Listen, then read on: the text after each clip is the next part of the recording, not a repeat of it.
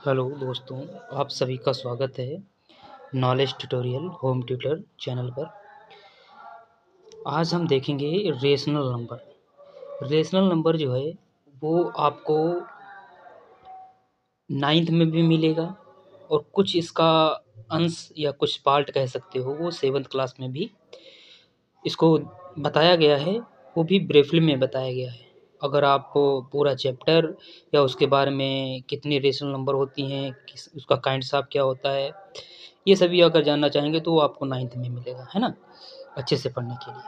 तो आज मैं जो देखूँगा वो आपको बताऊँगा रेशनल नंबर क्या होता है, कितनी रेशनल नंबर होती हैं, है ना, इस तरीके से मैं बात करूँगा आज।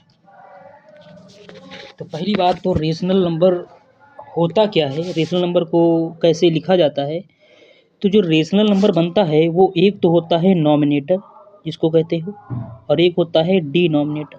ठीक है, डिनोमिनेटर यानी कि नॉमिनेटर का मतलब है, मान लेते हैं n, और डिनोमिनेटर का मतलब होता है d।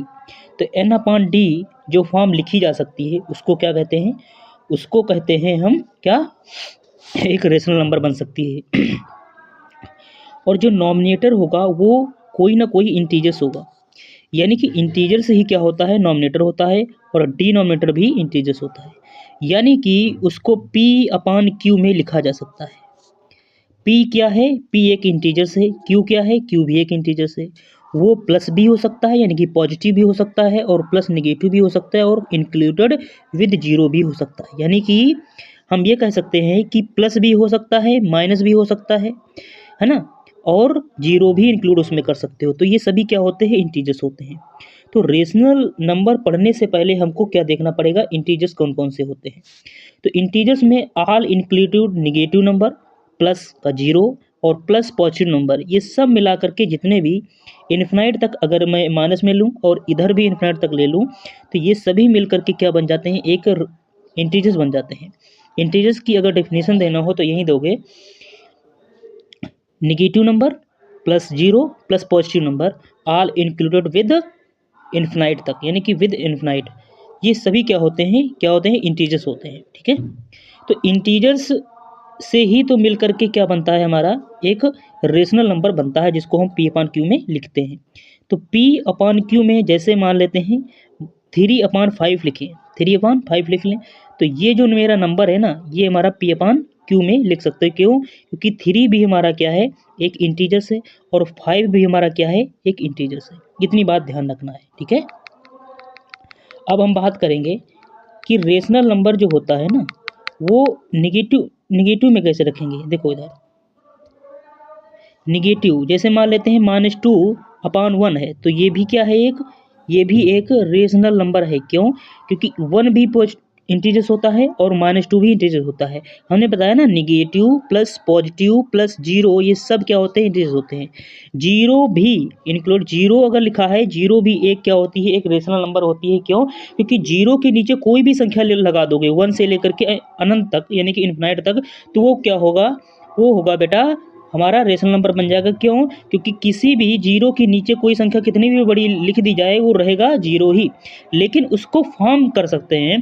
क्योंकि कोई अगर जीरो के नीचे हम 1 लिख दिया मान लेते हैं, या 1000 लिख लिया, ठीक है, 1000 लिख लिया, तो भी हमारी क्या रहेगी, तब भी जीरो रहेगी, लेकिन लिख सकते हो क्योंकि उसका मान जीरो ही रहता है।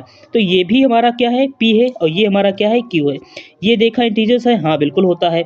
ये भी इंटीजर्स है, हाँ ये भी होता है। तो इसका मतलब है जीरो क्या है, जीरो हमारा क्या है, जीरो हमारा एक रेशनल नंबर होता है। इतनी बात आपको याद रखना है। अब बात करेंगे, इसके साथ में इंटीजर्स हमने देख लिया है ना, रेशनल नंबर क्या होता है ये भी देख लिया, नेगेटिव पॉजिटिव सब कुछ हमने देख लिया कि मिलकर के हमारा रेशनल नंबर बनता है।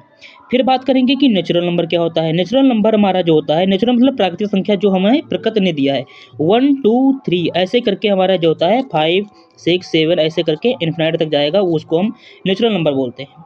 और इसमें इसी नेचुरल नंबर में प्लस अगर जीरो इंक्लूड कर दे, यानी कि जीरो से स्टार्टिंग करें और फिर 1 2 3 4 5 ऐसे करके करें, हमारा अनंत तक जाए यानी कि इन्फिनिटी तक जाता है, तो हमारा क्या होता है बेटा, उसको कहते हैं होल नंबर। क्या कहते हैं, होल नंबर। यानी कि ये कह सकते हो प्रत्येक natural number, every natural number is a whole number. Every natural number is a whole number, but every whole number is not natural number. यानी कि प्रत्येक प्राकृतिक संख्या एक होल संख्या यानी कि संपूर्ण संख्या होती है, जिसको हम कहते हैं पूर्ण संख्या होती है। लेकिन प्रत्येक पूर्ण संख्या नेचुरल नंबर नहीं होती है प्राकृतिक संख्या। क्यों? क्योंकि जीरो क्या होता है, जीरो नेचुरल नंबर में नहीं आता है, इसलिए प्रत्येक उसमें नहीं लगा सकते, वो स्टेटमेंट गलत हो जाएगा। तो स्टेटमेंट से भी क्वेश्चन आते हैं, इतनी बात ध्यान रखना। अब थोड़ा जो है, अब यहाँ पर देखो रेशनल नंबर हमने दिखाया है कि ये रियल नंबर क्या होते हैं। रियल नंबर,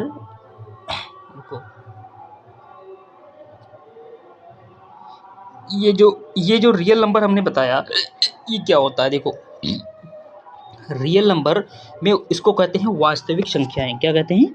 वास्तविक संख्याएं। पेन ले लेते हैं, इसको कहते हैं वास्तविक संख्याएं या रियल नंबर। ठीक है,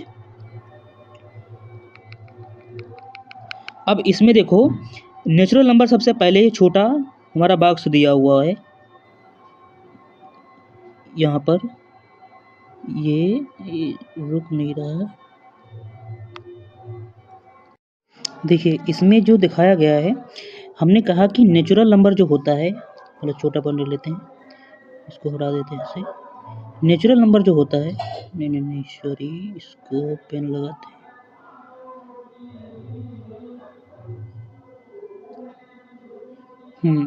ये जो नेचुरल नंबर होता है, मान लेते हैं n, ठीक है।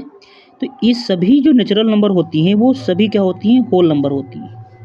ठीक है, या ऐसे हम गोला अगर यहाँ से ले लेते हैं तब भी हमारा जो है काम चल जाएगा। अब बना लेते हैं यहाँ पे तो ज़्यादा सही रहेगा। एक ये बना लेते हैं, ठीक है, फिर इसके ऊपर से एक और बना लेते हैं।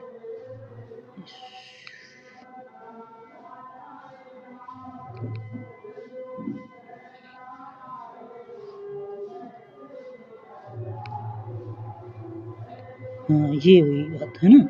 इसी तरीके से एक और इसके ऊपर से बनाते हैं ये, फिर इसी तरीके से एक और बना देते हैं, एक बना देते हैं ये, ऐसे। ठीक है, अब देख लेते हैं। अगर मैं कहूँ, इसको थोड़ा बड़ा कर लेते हैं, अगर ये है नेचुरल नंबर, सॉरी, ये है नेचुरल नंबर, तो ये है होल नंबर, और होल नंबर के बाद में ये होते हैं इंटीजर्स, और इंटीजर्स में के बाद में हमारी क्या बनती हैं, ये होती है रेशनल नंबर, और सभी मिल करके ये क्या बना देती हैं, एक वास्तविक संख्याएं, जो संख्याएं होती हैं वास्तव में। तो एक हमारा सर्कल जो है ज़रूरत पड़ेगी, तो एक सर्कल और हम बना लेते हैं। ये हमारा एक सर्कल बन जाएगा, नहीं बन पाया थोड़ा, हाँ अब सही है ना। इस तरीके से ये कह सकते हो, यहाँ पे हम कह सकते हैं ये जो होती है हमारी लास्ट वाला जो ये जो हमारा होता है, इसको कहते हैं हम, इसको हम हटा देते हैं यहाँ से, इसको, इस लास्ट वाले गोले को कहेंगे हम रियल नंबर, यानी कि ये सभी क्या है, एक रियल नंबर है, वास्तविक संख्या है। उसके बाद में ये रेशनल नंबर है। कहने मतलब है सभी नेचुरल होल होती हैं, सभी होल मिलकर के क्या बना देती हैं, इंटीजर बना देते हैं, आई बना देते हैं, है ना। ये आई का हमारा गोला है, और आई मिलने के बाद में हमें कार्य बना देते हैं। आई के बाद में क्या होता है, ये हमारा क्या होता है, ये रेशनल होता है, और सभी क्या होती हैं, रियल नंबर होती हैं। तो इस तरीके से इसको हम फॉर्मेट समझ सकते हैं, है ना।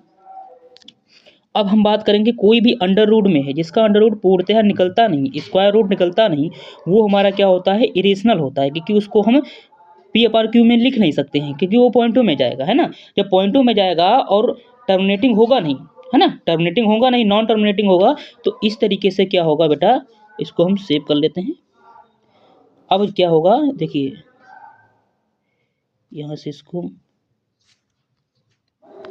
ठीक है, जब टर्मिनेटिंग होगा नहीं तो वो चलता जाएगा। तो वो जो अंडर रूट में जब लिखी जो होती हैं चीज़ें, जैसे हमारे तो अंडर रूट 9 है, जैसे 9 है, ठीक है, तो ये अगर हम इसका निकालें तो निकल सकता है। इसका क्या होता है, अंडर रूट 3 होता है, स्क्वायर रूट, है ना।